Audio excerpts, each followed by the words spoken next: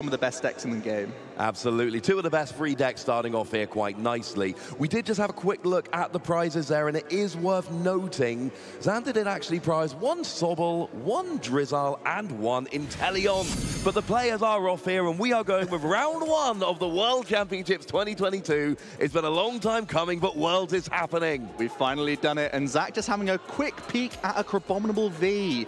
I think not something that Xander really needs in this matchup. I think it's a little bit of a tech card for a deck we haven't mentioned yet, the Mewtwo Control deck with the V Union.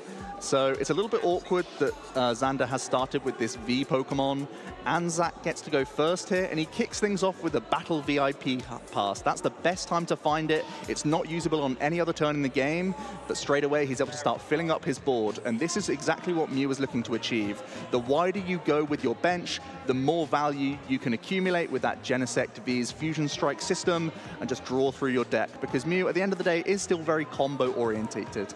Absolutely. I mean, Battle VIP Pass is just the perfect turn one card. Get any two basic Pokemon. And of course, in a deck like Mew, you're getting Genesect. You're building up that draw engine as well. But this is an awkward part of the matchup, because a Mew player really wants to fill their bench with Genesect to have that phenomenal draw power. But then again, Palkia does damage based on the amount of bench Pokemon, so you want to limit your bench so that you're not giving away extra damage. We do see a flip for Cramomatic. It is Tails, so no searching any card there, unfortunately. Yeah, I still think there's a couple actions here that Zachary can do. He's got the Rose Tower. We're going to see one card off of that. You always want to use this first because, just like you see, he's picked up an extra Pokemon. Now we can draw 2 additional cards from his first Genesect. Oh, that is very nice. Elisa Sparkle, not this turn. Turn one, you can't play a supporter, but that's the card you want to have. We did see an energy drop onto the Mew, and that's pretty much everything you could ask for if you're Zachary. You've got your 2 Genesect, your Mew, your Meloetta, your energy drop. You've even got your Rose Tower there, so that's a good start. Yeah, you kind of would like to cycle a few more cards, but he got the main things. He got a couple Genesect, Mew's there with energy. That's kind of the best of both worlds. And we are seeing a Battle V pass from Crabominable as well, so that we can fill up this board. Both players are choosing to play for Battle VIP pass, so they really want to have these explosive turns. We know that Palkia also likes filling its bench and going wide, so we're seeing a quick deck search from Xander, just getting comfortable knowing what Pokemon are in those prize cards. Obviously, there's some key one-offs for him to keep track of. He's eyeing up the Roxanne straight away at the top of his deck. There's got to keep track of that path to the peak as well. And he's going to start now electing which basics to go for. And looks like Sobble's going to be in here possibly, but no, he's going to kick things off with the Radiant Greninja. He also has a Capacious Bucket in his hand, so you can easily start getting some value from that, as well as the first attacker. And wow, he has double VIP pass to start things off. What a great way to start the stream. That's ridiculous. One player had a Battle VIP pass. That's a good start. And then Xander's like, hang on a second, just the one? Gets both of them. You've got your Radiant Greninja to do a bit of drawing, because Capacious Bucket gets you 2 energy. And, you know, generally speaking, 1 goes on the Palkia, 1 gets discarded with Radiant Greninja to draw 2 cards. You've got a Sobble there ready to evolve. You've got a backup Palkia. I will say Crabominable is probably the worst starter. Right. It's a tech card. Sure. You want it there in an emergency in the right matchup. You don't want to start with it. No, and it has that lower hit points as well, so it can be something that Zach sort of prioritizes in the late game. We're going to see the first concealed cards from Greninja, and we see straight away an Irida. This is the backbone of the Palkia deck. You can go ahead and grab a water Pokemon as well as an item card. This really unlocks the archetype, and we could be seeing even more VIP pass coming down here. Absolutely, there's still 1 bench space left, and that could be all you need. We do see the Palkia V-Star coming out ready for next turn, you know, kind of relying on the fact that Mew generally doesn't play very much hand disruption, so you can search for it now, and it's probably going to be there next turn ready in your hand ready. So, I mean, this start, I mean, Zachary had a good start, but Xander's start here is just, he's even getting the second Sobble. Right, and it's not only that his bench is going wide, he's also littering that discard pile with water energy, and that really opens up the plays Palkia can make as well. It means you can threaten all sorts. You can use the Palkia V-Star to attack with, you can use the V possibly as well if need be. You can even threaten Radiant Greninja if you feel like it's appropriate and set up some V-Maxes, which may stay out of range of the Palkia in 1-hit KO. But yeah, it's everything you want, and he's already got plays for next turn, especially against a Mew archetype, which is not known for playing Disruption either, so you can just hold on to a very strong hand. Absolutely. Replaces the Rose Tower there with a Training Court, lets you get a basic energy back from your discard every turn. And it's just going to give Xander that stream of energy looking for. Now, Zachary does play a Power Tablet here, so that's an extra 30 damage this turn. And that Elisa Sparkle we pointed out last turn looks like it's going to get a couple of energy. Yeah, it's certainly going to be the case. He's debating whether to go for Genesect or that Meloetta. I think Meloetta is one of those cards that is so fragile, it can get KO'd pretty easily. It even unlocks the door for Xander to potentially use some of his one-prize attacking threats. So instead, electing for the Genesect and also revving up that Mew, ready to rumble. He doesn't have many draws here. I think he may even be forced to play a double turbo this turn just to see what he can get off of Genesect, because he's just holding on to supporters right now. Yeah, that's not ideal. You need to be emptying out your hands so you can use that Fusion Strike system to draw lots of cards and get rolling. And, you know, in a lot of matchups, you would be able to play maybe a third Genesect and a second Mew, fill up your bench, be drawing until you got 6 cards in hand every turn. And, you know, that's when this Mew deck really goes into high gear, but you can't afford to do it. But you did call it, Joe. That double turbo does come down here. We draw with Genesect, and we do bench a third Genesect here. Yeah, and he's holding onto a Power Tablet. These are very vital resources. The 280 hit points is really awkward for Mew, so he's just going to hold on to one, get a couple draws. He has found his VMAX, so he's guaranteed 2 prizes here, and he can get 1 more card from a final Genesect. Yeah, setting up quite nice. You've got the 2 energy on the Mew, which will, of course, allow you to copy that attack on Genesect, do 210. And you've got a Genesect with 2 energy ready to go in the future. So this isn't looking too bad. It's not... It's an awkward matchup, and you're seeing, you know, things like Power Tablet being played, hoping you get that KO. You're putting the energy on the Genesect, with some games you want the Meloetta. But it seems to be Zachary setting up quite a nice board here, and taking those first 2 prizes is going to be very, very big. Also taking the time to check their own prizes. I think it's always important, not just Fusion Energy, but also Power Tablets, damage modifiers, the Choice Belt as well. See if you have that second VMAX available. Eventually does opt to go for that final Mew. It's another great option to have to continue the pressure just in case Xander comes up with some random combination where you can heap a whole load of damage on. He wants to have another attacker. He's just going to go for the Melodious Echo from the Meloetta with 3 Fusion Energy in play. And that's enough thanks to the Power Tablet. And he's going to kick off with 2 prize cards. A pretty good start for him. Yeah, not too bad at all. Has chosen to fill up the bench there and just gone, you know what, I'm going to do what Mew does. And I think if you take the first 2 prizes and get off on the good foot, that gives you that confidence. You don't mind giving Palkia a little extra damage, because actually you take the first 2 prizes, you've got the good setup. And sometimes when you've got 2 aggressive decks, taking the first prize, you never kind of look back, and that's all you need. And we see, speaking of all you need, Irida for the 2nd turn in a row. No surprise there. That really is the backbone, and it means he can continue to grab more Drizzile if need be, and continue to filter more item cards. Oftentimes buckets are important, but we're seeing the cross switcher come straight to Xander's hand. And this is one way you can try and race a Mew. You can completely ignore the Mew itself and just try and take 2 prizes on the Genesect over and over again. Absolutely. It's hard to KO a Mew VMAX for Palkia. It's not anywhere near as difficult to KO a Genesect. Plus, you then get the extra bonus of, well, now there's fewer Genesects, so you're drawing fewer cards. That's going to make things a lot more awkward in the late game. Of course, it is worth noting Xander does play a single copy of Path to the Peak, which can be devastating for the Mew decks. But there is a Pumpkaboo in the Mew list here, which can counter that. So that is a back and forth, which could end up coming into play later on in the game. We're going to see the concealed cards from Radiant Greninja once again, double evolving up into those V-Stars. It's so important for Xander to try and keep these guys bulky, keep them out of range of easy gusting from the Mew player. I'm going to see that second Shady Dealing from Drizzile to cherry pick some more cards here. Eyeing up Hisuian Heavy Ball. Yeah, could get some nice little Pokemon out. We did also see I've not said little Pokemon, it's Heavy Ball, some nice big Pokemon out. But we did see Training Court getting an energy back. There is a lovely little combo with Training Court and Greninja, where Radiant Greninja essentially just turns into draw 2 cards, which on a basic Pokemon is absolutely phenomenal. So what's he getting off the Heavy Ball, Joe? Well, he's going to scout his prize cards and see what he wants here. I haven't quite taken a peek yet, so we'll get to see. Well, we got one of each of the Inteleon line in there. So it's a Sobble, Drizzile, Inteleon. So you've got to be going for one of those, you think? Yeah, got to be the Sobble, the only basic. So he can fill up his board now. The Palkia is maxing out at 260 damage with 2 full benches. and you can also increase that if need be with Choice Belt. But thanks to the cross switches, I imagine he's just targeting the Energy Genesect here. Yeah. Exactly what we're going to see. A turn attachment means Xander doesn't even need to commit his V-Star power this turn, which is another fantastic thing to hold on to. And he can just take a 2-prize swing, evening up that prize trade. Yeah, I mean, Xander's had 2 turns here, and both of these turns have gone exactly as Xander would want them to. Not missed an energy drop, had Irida both turns, taken 2 prizes, got 2 Palkia out. You've got the Sobble line, you know, you've got a Sobble and 2 Drizzile down there. You've got your Radiant Greninja. And yeah, I mean, now the question is, at any point, do you have to go through that Mew V Max, or can Xander just play around it for the whole game? It's one of those things you sort of commit to whilst you have the option.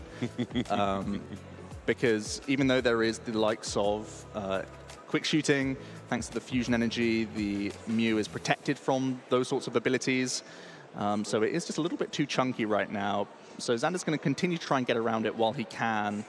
Zachary here, he's got his first power tablet. He's going to establish another Genesect, and he's going to start drawing cards. This is the aim of the deck. Dig deep. We're going to have to see some more damage modifiers. Choice Belt is great, and also a Cramomatic. Yeah, Cramomatic can be absolutely fantastic. Can get you any cards you want if you feel lucky enough. We see a Trekking Shoes being played instead. Looks like it's an escape rope hitting the discard pile. We see 1 additional card. I believe it's a VIP pass. That's not what you want. Oh, it's an Echoing Horn. It's an Echoing Horn. So that makes his hand a little bit awkward. We see a turn attachment of Fusion Energy. I think you want to use another Genesect here because all of these resources are important. You never want to cram away a cram because you'd love to have 2 bites at the cherry. Oh, we did draw a VIP pass there, though, which is fantastic to use as fodder for something like a Cramomatic, because at this stage of the game, it's not doing you any good, and that's exactly what we see. Cramomatic discarding a battle VIP pass. It's a Tails! Ooh. That's 0 for 2 on Cramomatic for Zachary. That is not what you're looking for at all. They're just shuffling up because there was a fail search of a quick ball as well. And now we're going to see 1 final Fusion Strike system, trying to draw all the way up to 6. And hopefully it means he can hold on to his Echoing Horn, because it's a great way for him to close out that game. But we still need 1 damage mod here. Yeah, we do. We're not quite there. Echoing Horn gets one of your opponent's Pokemon out there, discard onto their bench. So it's a great way to bring back a Pokemon. What did we get, Joe? Oh, we saw Power Tablet. That's huge. So there comes a Mew V Max coming down there onto the active.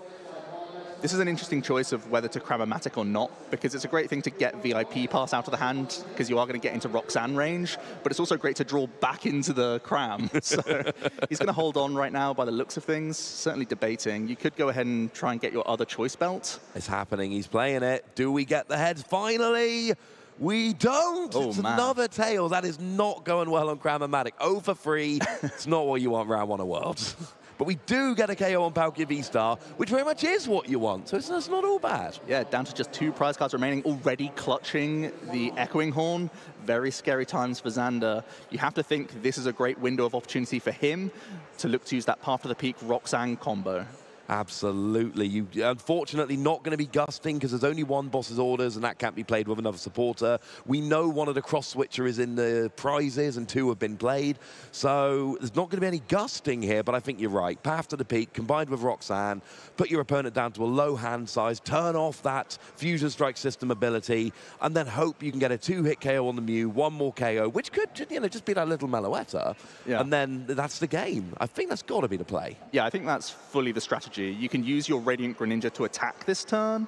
You can set up the 90 on the active whilst knocking out the Meloetta. And then you keep your 2 prizer out of the range of fire as well to force Gust as well from Zachary. So I feel like that's certainly a strategy here. We did see a lovely little play there where Xander used Scoop Up Net to pick up the Radiant Greninja so he could play it and get a second use out of that, drawing extra cards. That was a lovely little play there. We do see the Drizzile coming down. You're going to be able to search for a trainer card, and the question is, what Xander got in hand? Oh, he goes straight for the Roxanne. There was no hesitation at all. So yeah, I think this is absolutely the play. We know they're not prized, of course. There's only 1 Path to the Peak. There's only 1 Roxanne, but they're both in the deck. So we see the energy. We see the Roxanne coming down. So I don't think he was able to cherry pick a path, so he's really hoping off the 6 cards he can find that, because Roxanne, not very effective when there's 3 Genesect in play ready to top you back up. So he's really hoping that this 6 can help him out. Absolutely. I'm fairly sure there's a Drizzile that can evolve this turn. I'm pretty sure one was netted and just rebenched, so I'm not sure if he actually has them available to him. And he prized his Inteleon as well. He just plays one copy of Sword and Shield Inteleon. So he's just going to have to raw find this path to the peak. That's not perfect. I think I saw it. Did I see it? Am I seeing things? Oh, it's very hard to tell. Didn't seem to get it. We do see the V-Star power. That is going to power up Greninja. And this is actually really big because it means Zachary's going to have to gust in order to win the game next turn. Yep, as well as finding some extra damage modifiers because Xander has fortunately denied an Echoing Horn by going completely wide on his board. And we're going to see 90 onto the active, as well as that one prize being taken out. You can see where Xander's map is now. Finish off this VMAX, and you can be sitting pretty. Whereas Zachary, he might have to get a little bit more creative now if he's not able to draw what he needs from these Genesects. You've got to think if Xander had found the path to the peak, this game would be as good as over unless Zachary happened to have the Pumpkaboo right now. As it stands, this is looking really good for Xander. Zachary, it's not over, but we need some gusting potentially, some damage modifiers. It's getting very late in the game. We do see a Mew being searched out here. Yeah, I think his best play here is to Psychic Leap into the Palkia and set it up, and then you essentially remove your damaged VMAX from play. And now that you've established a second Mew V, you can do this fairly comfortably. I'm going to see, I think, 4 cards here. And we see Pokemon catchers. That's definitely an element of Zachary's 60. He plays 2 Boss's Orders and 3 Pokemon catchers. Yeah, so here it comes. Certainly going to need some heads flips here. He's missed on all of his Cramomatics. Let's see if the catcher can be any better. No! Man, he is having a rough time of things right now. Cannot flip heads! I mean, you live and die by the coin flip sometimes with this Mew VMAX deck. You accept that you have some huge high roll potential, but on those tails flips, it feels much weaker here. And now there's a real debate for Zachary.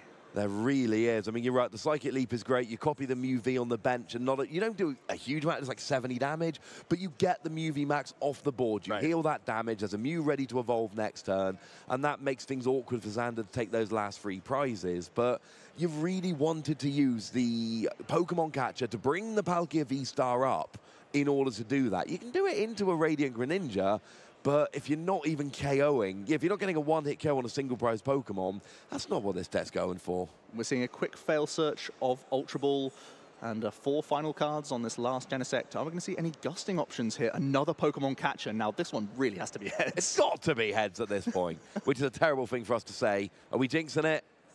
Oh my goodness. This is unbelievable. I think we did. You did. So unfortunate for Zachary because he really needs that damage on the Palkia here. Just doing 70 into the Greninja doesn't help you at all. You need that because you've spent so many damage modifiers on the earlier 2 prize Pokemon. So his map is just awkward now. It really is. I mean, it helps you a little bit because you are healing off the damage, but you're not getting any closer to actually winning the game. You're not taking those prizes. And like you say, you can KO a Palkia if you've got the damage modifiers, but that's not what's happening. And we do just... Is that just a KO? It's bold. I don't think that's... I'm not sure. We just see the attachment, and then, Xander takes game 1.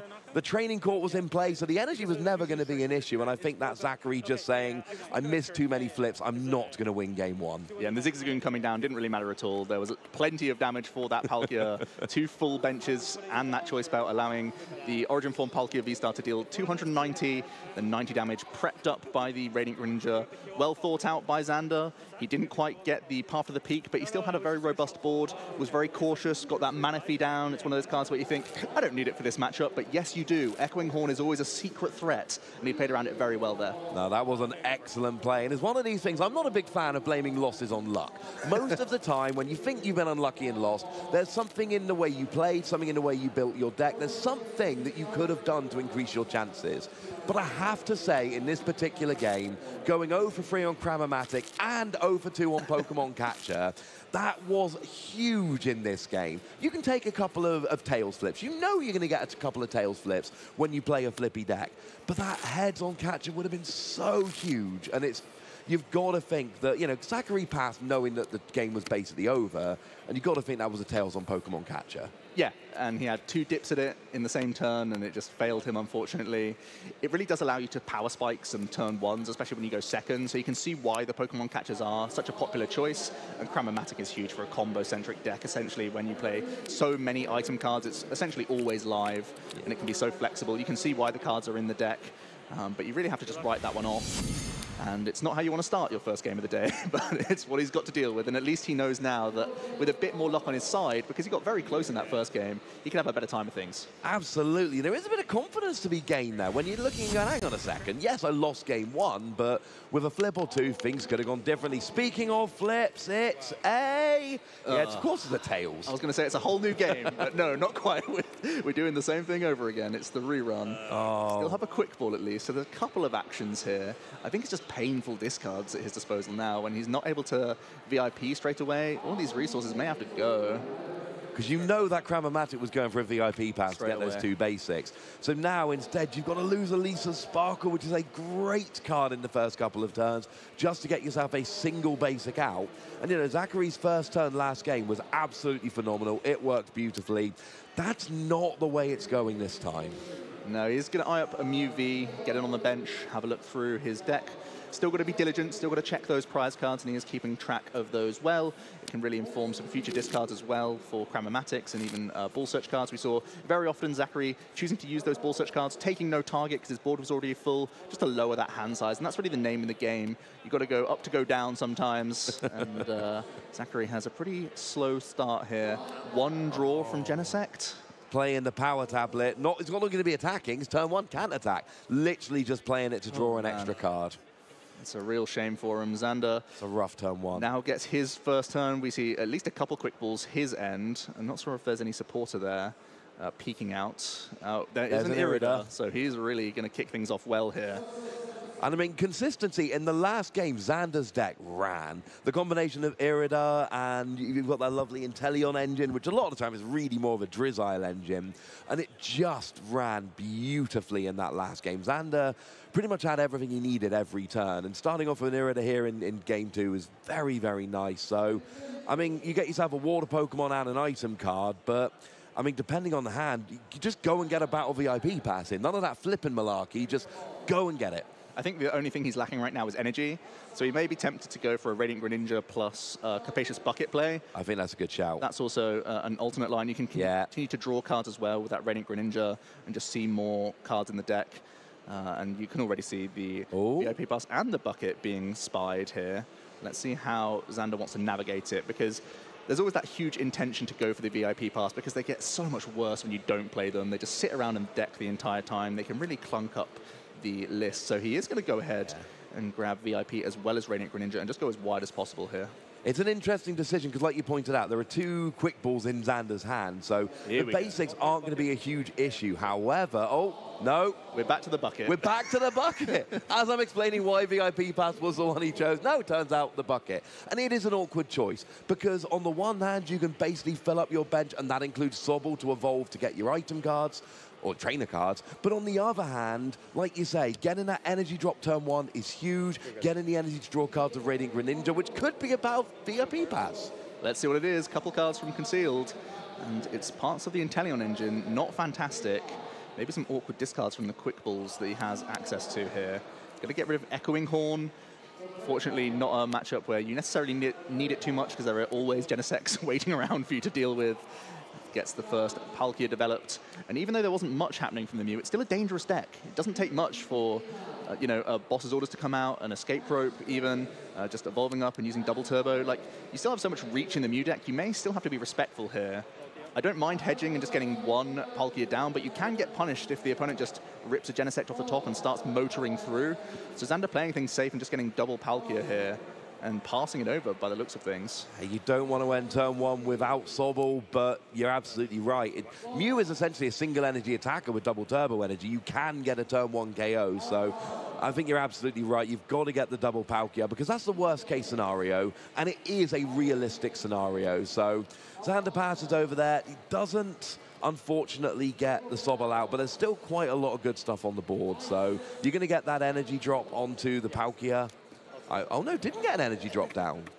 No, chose to hold it in hand just for more cards for Greninja next turn. You can always just commit your V-Star power in the next turn or use Melanie, either way. And unfortunately, it's a Fusion Energy and a Lesser Sparkle that has to be fodder here for an Ultra Ball. The second Genesect. They're all vital cards for Mew, but Zachary has no choice. And I'm fairly sure there's a second Elisa Sparkle we've actually seen hit the discard, and not one has been played yet. So Zachary is on the ropes here already. One game down. We see a Battle VIP pass, which is not what you're looking for. We got trekking shoes. Oh, got to discard the Pumpkaboo. That's huge. You can tell when his back's against the corner because these are all great cards to hold into the late game phases. And we can see instead a quick ball getting rid of the VIP pass, and yet another Genesect is likely going to come onto the board here. We do see the double turbo energy. We're going to need to see some switching outs here to move the Genesect V if you want to attack this turn. He is going to proactively use boss's orders, so he can get a fresh 5 cards here from his third Fusion Strike system. Really looking to get that VMAX, looking to get a switch out as well now. Already has the choice belt established, so could still be taking the first 2 prizes. Like we said, it doesn't take much for the Mew player to still get there. And Xander's conventional wisdom by getting a second Palkia is looking very intelligent right now. Very intelligent. And you know, if you look at your average Mew deck, they play 1 Pumpkaboo and no recovery. And that's what I'm seeing, unless I'm being silly here on Zachary's list. Yeah. So if I'm Xander, I'm thinking path to the peak, path to the peak, path to the peak. Because you think it's going to stick the whole game, even though it's a singlet. Yeah, absolutely. And looks like it's going to be down to 1 Cramomatic once again. Oh, I mean, Zachary's getting rid of another Fusion Energy here. We're 0 for 6 so far. Could 7th time the charm? We're looking for a switch out from Cramomatic here. Obviously got to get that heads first. Changing the dice. Let's see if it changes his fate. It does! Celebrating the heads. And it means that Zachary is going to take 2 prizes here. Picks up the switch, showing it to Xander straight away. Pretty obvious what he was going to look for here. Yes. And finally we see a bit of better body language, nodding along, finally getting things go his way. He's had some painful discards, but at least he's up in tempo. Absolutely. Taking that first couple of prizes off the Palkia is absolutely huge. And this is what we said about Mew. Mew is just... You evolve once, you attach a single energy card, and then you're doing enough damage to one-hit KO a Pokemon V. It's a very scary deck, especially when you add in the Fusion Strike system. So getting those parts of the puzzle are not as difficult as they might be in some other decks. And actually, there's at least a Sparkle prize. So that means that there's only 1 in the deck for Zachary. That could be relevant. We're going to see Capacious Bucket from Xander. He has no Inteleons, Drizzles, or Sobbles in sight. This is usually the backbone of his archetype. I think he's relying simply on Radiant Greninja draws here to actually get anything going. I'm not sure if he already has access to that V-Star in hand. He does have quite a large hand size. Going to go deeper here for 2 more cards. Finally picks up the Sobble and the V-Star. I think that's actually huge for him. Yeah, absolutely. So he can get the attack off now. So he can respond here. I'm not sure if he has any gusting available to him, so he may be settling for just hitting into this Mew, as he did last game. Only has 2 energy to attach as well, so can't even start setting up that Radiant Greninja. We saw how well he played in that first game to set it up first and then knock it out with the Palkia. That combination, the 1-2 punch onto the VMAXs can be so useful. But yeah, not ideal for him. Instead, is going to attach to a Sobble here for later turns. Doesn't have any backup Palkia either. It's going to have to settle for the Subspace Swell for a chunk of damage. It's not a bad chunk of damage. It is awkward, though, because generally, Star Portal is a great way to build up Greninja, and if you don't Star Portal, you generally don't attack with Greninja. And we see Xander attaching to the Sobble, and that's kind of like giving up on that Greninja already. But didn't get the path to the peak, so Zachary is off here. We do see a power tablet, which I think is going to come down. He's just doing the math in his head, working through the numbers. Can I get... Because if he can get a 1-hit KO on the Palkia, it's not quite the end of the game, but it will feel like it's as good as. Oh, it's massive. Absolutely. We're going to have to see some switching cards as well, don't forget, because there was a Techno Blast on the previous turn. Also going to have to throw away a Choice Belt. Oh, second heads in a row. That's the dice for him. I don't know why he picked the blue one this whole time. No, don't go for the blue one. Anyone watching, take note. Always use your opponent's dice instead. They seem to work a little bit better. We are going to see the Cramomatic immediately for the switch, identified well by Zachary. You can freely retreat with your Mew, then switch straight back into it to reset a Techno Blast option. And then we're just going to need 1 damage modifier and a lot of draws to get there. Zachary as well will be eyeing up a means of getting another Mew down as well, because there's a heavily damaged one. But Xander doesn't play Rare Candy, so there's no immediate Inteleon response attack option. In fact, taking a KO on this Palkia just removes all threats from Xander's board for an entire turn. Yeah, and you're up 4 prizes to 0 at that stage. If I'm Xander, obviously we know you don't want to draw. The day 1, you've 2 losses or fewer. Draws can be devastating. If I'm Xander and this Palkia goes down, I scoop to go to game 3, because a draw round 1 in day 1 when you've got to have such a good record to go through, I think that's essentially it. Now we see the Mew coming down. We don't have the damage modifier yet. No. We've got a couple Genesects to help us get there. Echoing Horn, double turbo energy, Quick Ball. Quick Ball can at least empty the hand a bit for some more Genesect draws. Yeah, his Rose Tower really wasn't too helpful. It was just another Rose Tower and just another unplayable. You're going to see the shuffling of the deck for a failed search here with a Quick Ball. One final Genesect. Can we see another damage modifier? We know early on he already got rid of one of his power tablets, so it's a pretty difficult thing to try and cherry pick here. But if he can, it's a huge swing in the game. And it's very different. Xander is cherry-picking with those Drizzle and those Inteleons, but Zachary is basically just going, Genesect draws a lot of cards, I'll probably draw what I need. And that's basically how the deck works, unless you've got Cram-O-Matic, of course, but we've seen how that's worked out, and I don't think we've got it. No. There's a huge sigh of relief for Xander there, because I'm sure Xander would have conceded at that point. Possibly, especially when you're very conscious of the clock. No supporter played, of course, so it looks like the backup option is just take a prize, take this Sobble out of play, limit Xander's options for draw, and it is going to be a KO with the Mew here. Psychic Leaping, actually. Yeah, good. Love it. Absolutely love it. Take the damage off the board, make that attack from Xander, because we've seen it's a 2-hit KO game onto the free prize Mew. So take that 2-hit KO off the board, and, you know, I mean, I know you put the Meloetta up, and at this stage you're basically saying, fine, go on, KO the Meloetta, but you're also saying, you know what, I've taken 3 prizes, I like my setup, go and have the prize. And also, if you're Zachary, you've got to be thinking, I cannot get pathed. And if Xander got a Drizzle, that would be the path, and that would potentially just shut down Zachary's deck. So I think you've kind of got to go after those Sobble to stop the path coming down. Xander has a really interesting choice. He could try and Melanie here and find a second cross switcher. And if he's able to do that, he can knock out the only Mew in play.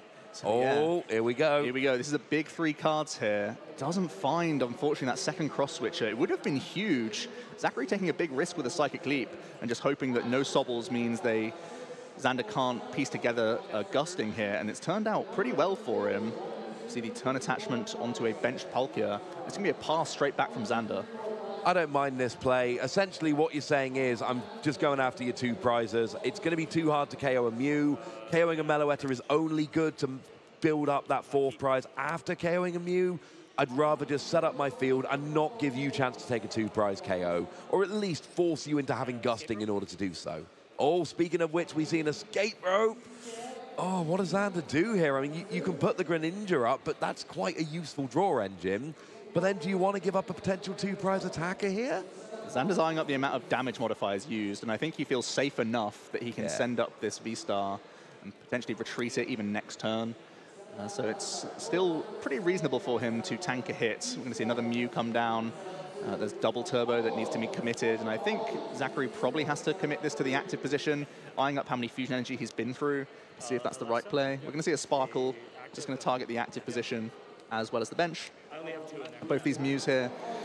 So now it means he can fusion the active and double turbo the benched Mew pretty nicely. Thins his hand well for more Fusion Strike systems here. Yeah, I like this. Make sure you're drawing more cards in the future is always a very nice plan indeed. I mean, at this stage, yeah, I mean, using that, the power tablet last turn and not getting a KO is really bad, because it just means that you're not, or not getting the right KO at least, it means you're not getting the use out of it, but then in future turns you really need it. Right. And then it's not there anymore.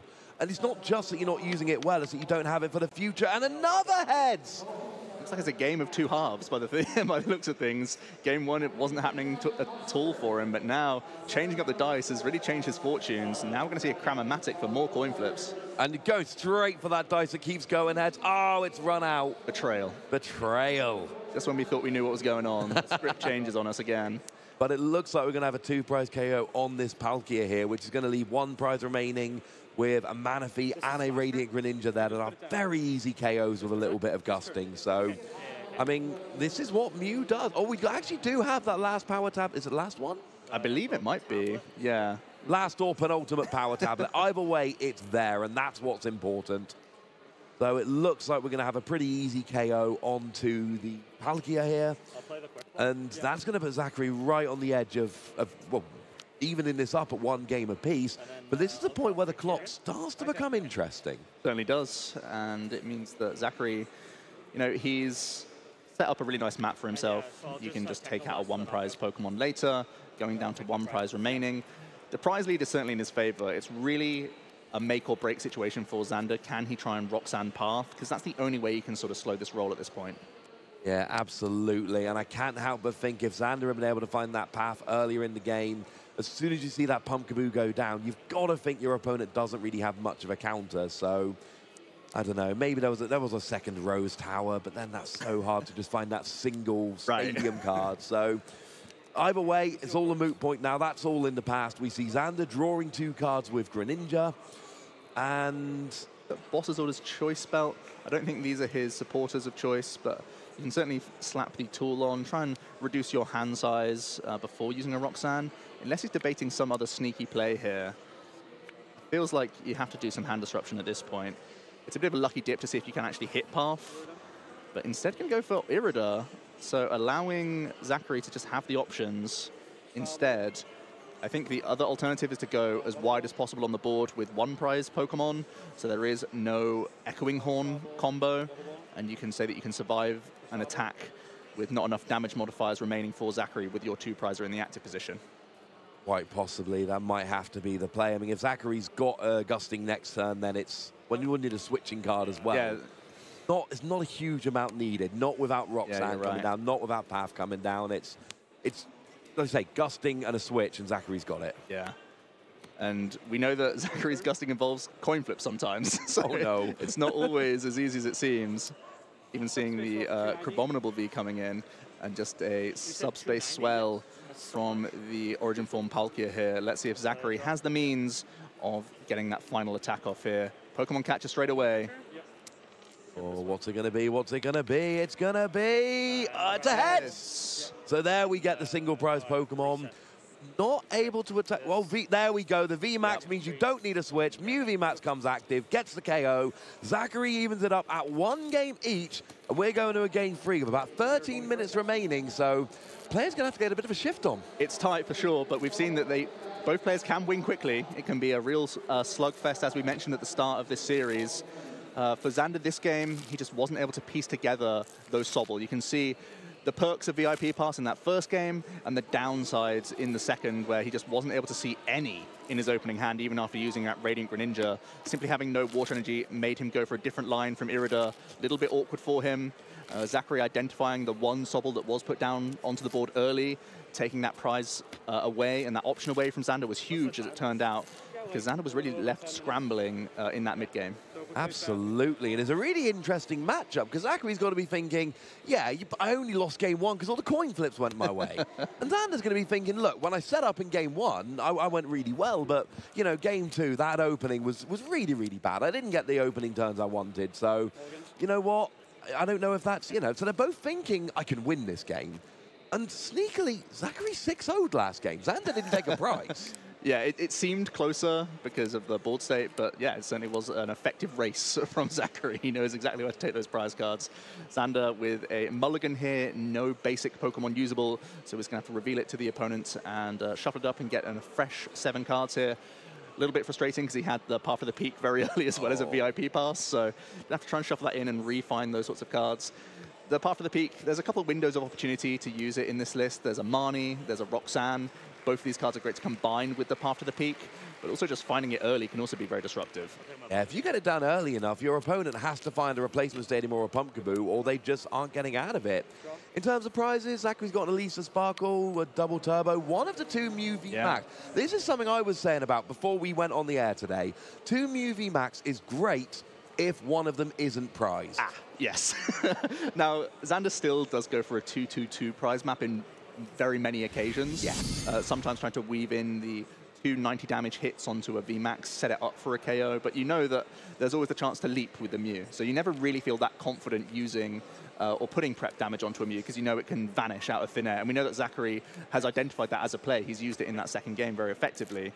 And Xander here, he's able to level ball to start things off. I'm not sure how many other actions he has. Yeah, he simply benches another Sobble and passes. That's not Zachary's good. Off to the races here. Yeah, I mean, Xander may not have had a huge start there, but Zachary really seems like he's going to. We've got a Mew, we've got a Meloetta, we've got a Genesect, we've got an Ultra Ball being eyed up here to potentially get another card. No, what we've got instead is a quick ball, I want to say. Getting rid of that single Boss's Orders. So Boss's Orders is off the table now. No, there are two. No, there are a second one. Okay. So that is still potentially available, just far more awkward. We get another Genesect. And whereas we saw in game one, it was a little bit cagey. I'm not going to fill my bench up quite yet. Oh, go on then.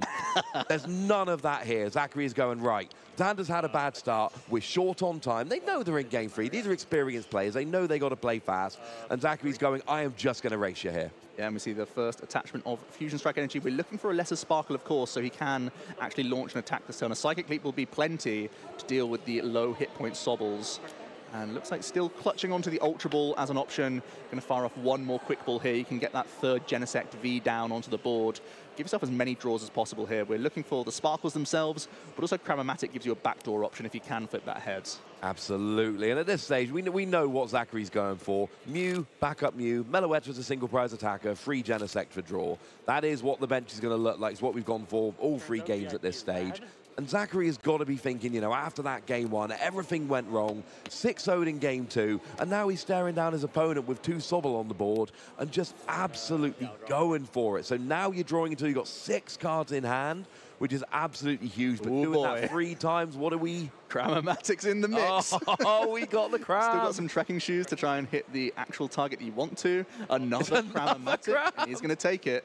Gives himself 2 coin flips to try and hit this Lesser Sparkle. And a Lesser Sparkle would be so huge it's here. It's a heads. Wow, that's going to be a fantastic start for Zachary here.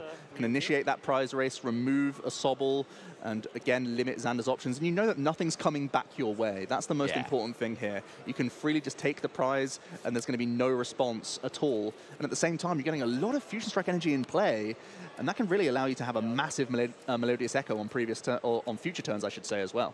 Yeah, absolutely. I love this. You've got free energy on the board. You've got the KO on the Sobble. You've got your 2 Mew coming out. You've basically got your perfect setup in terms of Pokemon. Free energy on the board turn 1. And then Xander's going to be going into turn 2. 1 prize down with a Sobble on the board or nothing else. And, you know, there is no comeback here. The best Xander can hope for is setting up the board to come back in future turns. Irida off the top. I think that really bails out Xander because his hand was awful. He really had nothing. I'm going to see a Capacious Bucket, I think, here. There is a Quick Ball, I believe, but the time has passed for VIP Pass, unfortunately. So it may just have to be a physical copy of the Palkia here, whilst you get some extra energy in the mix. You can also grab Radiant Greninja potentially as well. It's just a difficult hand for him.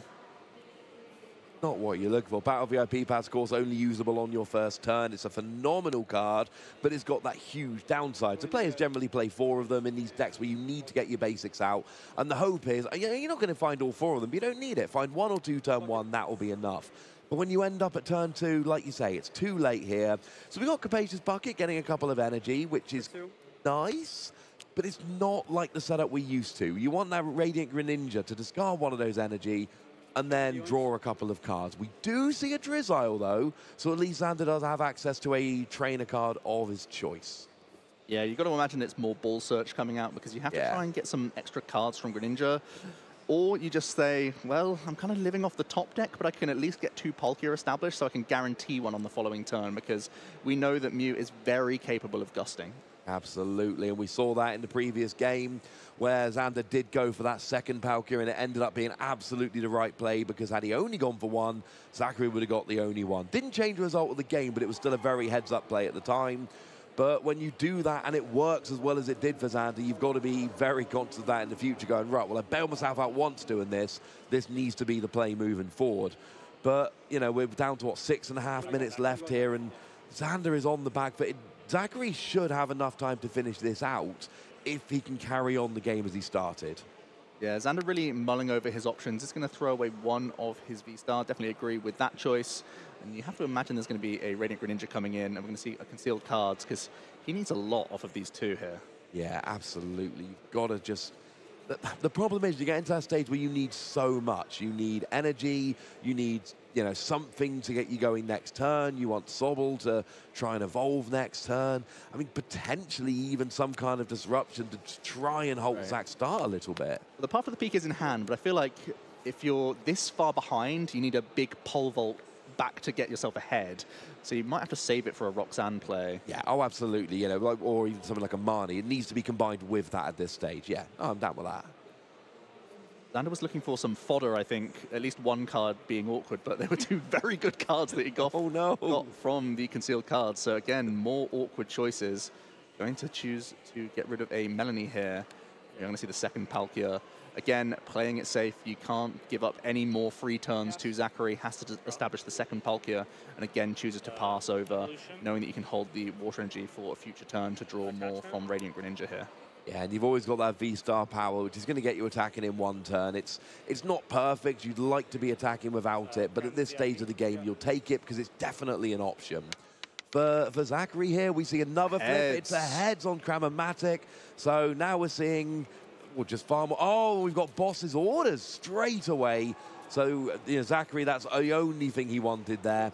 So he's going to be able to get either the Radiant Greninja to take away potentially the draw engine, or just go after an easy 2-prize Palkia, while also knowing that that's going to limit Xander's attacking options in future turns. It is one of those Palkia, and this is just getting awkward for Xander. Let's see the commitment of a stadium, which is always a little bit scary. It's going to be the old cemetery. 3 additional cards, finally some fuel for an Ultra Ball. I think it's really important to establish your other VMAX, but it is in the prize cards, so you can't protect this Fusion Energied Mew. It would have been a great way to secure yourself some really high damage. That being said, it's still tricky for Xander to try and get a gusting play on a Mew V, but it would have been a great way to maintain really high Melodious Echo pressure. Regardless, there's a KO established. Zachary going to be going down to 3 prize cards this turn, guaranteed. Just getting a few extra pieces along the way. But it seems like he's content here. Can simply copy the Meloetta, going down to just 3 remaining. And let's see how Xander can react to this. He promotes the Drizzile to kick things off. We know he's held on to Irida from that previous turn. Still has concealed cards at his disposal as well. Roxanne is picked up, and he does have Roxanne Path as a combo now if he wants to. Have to make some actions first. You need to use your own V-Star power before you do lock yourself out. So straight away we do see the V-Star power. There are 2 energy in the discard pile. Going to go straight onto this V-Star. And it looks like it's cross switcher time onto the 2 Fusion Energied Mew. This is huge. And Path to the Peak and Roxanne comes out. This is huge. And this is what I meant about only playing 2 Mew VMAX. It's great until 1 is prized, because Zachary could have got the Mew VMAX last turn, and this would not have been an option for Xander. Roxanne Path would still have been an option, and a very good one, but not combined with a 2-prize KO. So Xander here, I mean, I think still on the back foot, but this is literally everything you could have wanted. 2-prize KO, taking energy off the board, turning off those abilities, putting Zachary down to a low hand size, and essentially putting Zachary on a clock. You have got a couple turns to draw out of this, or else I am actually just going to run through. Even picks up a turn attachment as well for his benched Palkia V. Very helpful. We're going to see the reset of a Drizzile here with Scoop Up Net, so he has options for the following turn and takes his first 2 prizes of the game. Will this comeback be enough? Is Path to the Peak going to stick here? Oh, that is always the question with Path to the Peak. Oh, actually, we've got an Ultra Ball in hand for Zachary, and I think he is literally, yeah, just going to go get the Pumpkaboo. Got to get the Pumpkaboo, not the Path to... This is why I was so excited when the Pumpkaboo hit the discard last game, because Pokemon are easy to find. So, you know, getting a counter stadium's not that easy. Getting a Pokemon is easy in this format. So many ball search cards. And now Zachary has gone, well, I've got a low hand size. I've actually got no hand, but it's all right, because I can now draw potentially 18 cards off Genesect. You limit yourself just by 1, because, of course, Pumpkaboo isn't a Fusion Strike Pokemon. Touche. Oh, 15 cards. Sure. But you got to take it. And we're going to see a Pokemon Catcher coming down as well now. It's heads. That's fantastic for him. He can take another 2-prize knockout, put himself just 1 away. And again, this Mew is sitting pretty. You don't even have to spend any resources in terms of damage modifiers. You've already got the Choice Belt to help you get there. It's going to pick up 1 card, the double Turbo Energy. We saw a Melodious Echo last turn as well, so no need for switch shenanigans either. You can pretty much hold the lot. And you've got to feel pretty good about that position. Yeah, and the thing is, Zachary's taking a lot of KOs here without using those power tablets, which you're going to need to KO the V-Star in a moment. So I like this. You've got a power tablet in hand. You've already got the choice bout attached. I think Zachary might be able to do this over the next couple of turns. Man, what a hand to sit on. He's got 2 tablets for next turn as well.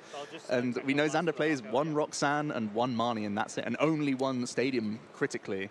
The 1 copy of Path to the Peak, which has been bounced immediately. Yeah. Zachary going down to 1 prize, and I'm not sure if there's many defensive plays Xander can make at this point. And let's not forget, we're talking about all of these damage modifiers to KO the Palkia V-Star. Could just gust a Mana Fee. Yeah, that's all it takes. He's got coin flips on catchers, he's got Cramomatics, he's got the damage mod already in hand, so Xander needs to hand disrupt, that's certain. And we're not going to see that 1 shady dealing that he bought himself last turn with the scoop up net. And will Xander be able to piece together something here? He does play a Marnie, but the problem is when it's not combined with Path to the Peak, right, you're just going to draw out of it with Genesect. And we know that Zachary's hand is busted, but Xander doesn't know that.